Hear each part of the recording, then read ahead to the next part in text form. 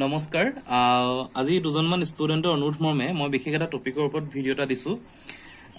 এটো টপিক হল তোমাৰ সোশিয়াল সায়েন্সৰ হয়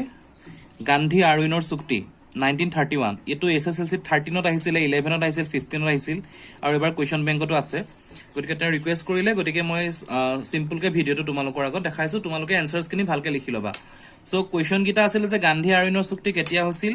চুক্তিৰ শৰ্ত কিটা কি আৰু চুক্তিটো ক'ত হৈছিল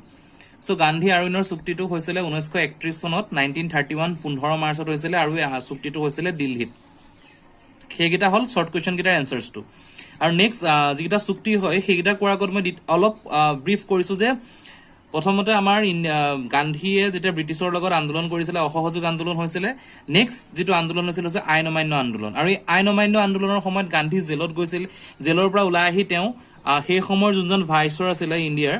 লৰ্ড আৰউইন তেওঁৰ নামে লৰ্ড আৰউইন সেইজনৰ লগত অলপ চুক্তি কৰিছিল যেটো চুক্তি আইন অমান্য আন্দোলনটো মানে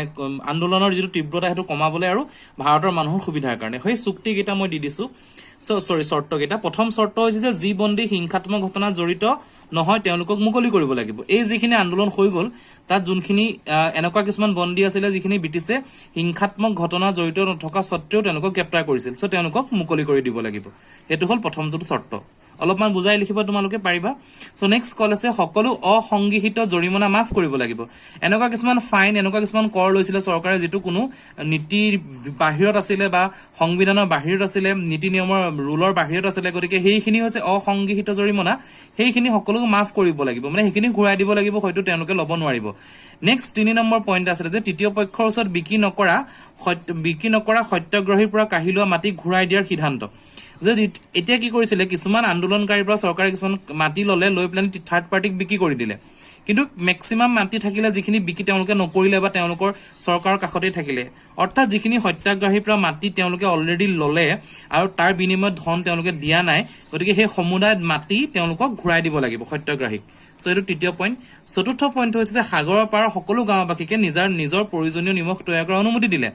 সাগৰত যেটো নিমখ উৎপন্ন হয় সকলোৱে জানো গতিকে সেই সময়ৰ মানুহে সাগৰৰ পাৰৰ পৰা গান্ধীও দাণ্ডি যাত্ৰা কৰিছিল গতিকে নিমখখিনি তৈয়াৰ কৰাৰ অনুমতি নাছিলে ওচৰৰ মানুহখিনিক তো তেওঁলোকৰ আইন অমান্য আন্দোলনত পিছত এই চুক্তিমতে সেই গাঁওবাসীক সেই নিমখখিনি তৈয়াৰ কৰাৰ অনুমতি প্ৰদান কৰিলে কিন্তু নিজৰ খাবৰ কাৰণে এটো নহয় যে তেওঁলোকে তৈয়াৰ কৰি বিকিব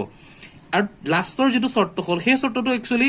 আইন অমান্য আন্দোলনটো কমি গল মানে সেই শৰ্তটোৰ পৰা সেই শৰ্তটো যে কংগ্ৰেছে শৰ্তানুসৰি আইন অমান্য আন্দোলন প্ৰত্যাহাৰ কৰিলে একচুয়ালি আৰউইনৰ চুক্তিখিনি এখিলৈকে হল এই সকলোকিটা চুক্তিৰ বিনিময়ত মহাত্মা গান্ধী সেই সময়ৰ আইন অমান্য আন্দোলনটো প্ৰত্যাহাৰ কৰিলে গতিকে এই গুটেকিটা বস্তু তোমালোকে ধুনিয়াকৈ ডিটেইলছস দেখি অলপ ইলাবৰেট কৰি দিবা তো হেতু এনসাৰ থ্যাংক ইউ